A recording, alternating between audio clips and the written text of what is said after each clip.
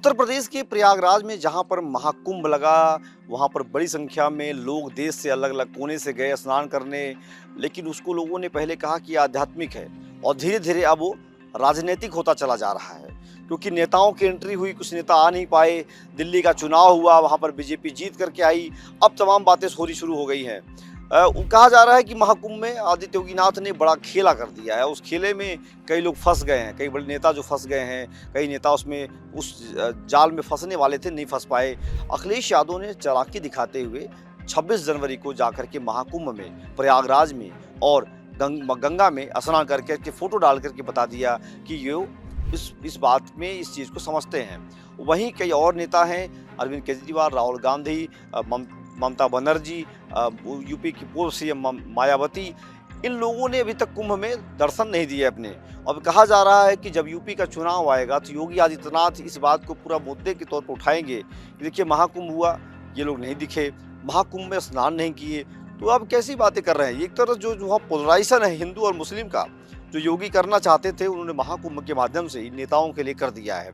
वहीं अखिलेश यादव ने हिंदुओं की वोट को पकड़ने के लिए उन्होंने स्नान करके मैसेज दे दिया है कि वो सिर्फ मुसलमानों और यादवों के नेता नहीं हैं, वो समाजवादी पार्टी के नेता हैं और सभी जातियों में उनकी पकड़ है, सभी धर्मों को मानते हैं। उन्होंने एक बड़ा मैसेज दिया है वहाँ से। लेकिन वहीं राहुल गांधी और ममता बनर्जी, मायावती, तमाम जो अरविंद केजरीवाल, आरजेडी के जो नेता हैं, तेजस्वी यादव, झारखंड के जो मुख्यमंत्री हैं, हेमंत सोरेन, इन तमाम नेता ऐसे जो इंडिया गठबंधन के लोग हैं, वो दिखाई नहीं दिए हैं। इसका असर पड़ेगा।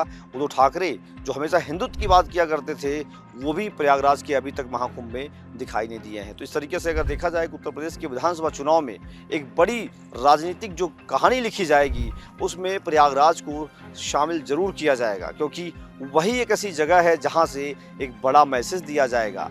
अभी जो ये लोग नहा करके स्नान करके वहां से जा रहे हैं लगभग करोड़ों की संख्या में, ये उस समय इस बात की गवाही देंगे कि हम वहां गए थे और ये नेता वहां पर दिखाई नहीं दिए। तो ये इस तरह से जैसे माना जा रहा है कि उत्तर प्रदेश का महाकुंभ जो है वो बड़ी संख्या में लोगों को स्नान करा तो रहा है, लेकिन राजनीतिक की पटकथा भी वहाँ से लिखी जा रही है। और वहीं से ये बात तय हो जाएगी कि यूपी के चुनाव में किसको किसको कहाँ कहाँ मतदान करने का, मतदान लेने का, तमाम सारी बातें वहाँ पर होंगी। जिस तरीके से यूपी के महाकुंभ को लेकर के ये भी कहा जा रहा था कि महाकुंभ में सिर्फ जो है अखाड़ा के लोग आएंगे, अब धीरे धीरे उसमें और भी लोग आने लगे हैं। कई सारी बातें हो रही हैं। ये महाकुंभ भले ही 26 फरवरी को ख़त्म हो जाए महाशिवरात्रि पर, लेकिन इसको लेकर के अब यही सियासत शुरू हो जाएगी। या यूँ कह लें उत्तर प्रदेश का जो चुनाव है, जो बिहार का चुनाव है, वो इसी महाकुंभ से बिगुल बच चुका है। इसी महाकुंभ के बाद यहाँ से तमाम सारी बातें होंगी, तमाम सारी राजनीतिक बातें होंगी जो हमेशा योगी आदित्यनाथ किया करते हैं। धार्मिक और वो कहानियाँ होंगी, उसमें इस तमाम नेताओं से सवाल पूछा जाएगा। अब देखने वाली बात ये है कि क्या हो पाएगा, लेकिन फिलहाल महाकुंभ में एक बड़ा महाखेला हुआ है और जिसमें कई सारे नेताओं को देखा जाए तो वो इस ट्रैप में आ गए हैं। और ट्रैप तो नहीं कह सकता, लेकिन ये ज़रूर कह सकता हूँ कि योगी आदित्यनाथ का जो ये महाकुंभ है, ये उनसे ज़रूर सवाल पूछेगा जो वहाँ पर वोट मांगने जाएंगे। तो यूपी के चुनाव में तमाम सारी बातें देखने को मिलेंगी। ये कहते हैं फ्लेवर ऑफ इलेक्शन है, लेकिन ये सारे सवाल भी होंगे और सवालों में जवाब भी आना देखना होगा क्या सवाल जवाब होते हैं। तमाम सारी बातें होंगी। तो देखते रहिए पोल टॉक यूपी, इस पर लगातार ऐसी खबरें आती रहेंगी और हम वापस आ गए हैं। लगातार आपको उत्तर प्रदेश की तमाम बड़ी खबरों से यहाँ पर रूबरू कराते रहेंगे। धन्यवाद। जय हिंद, जय भारत।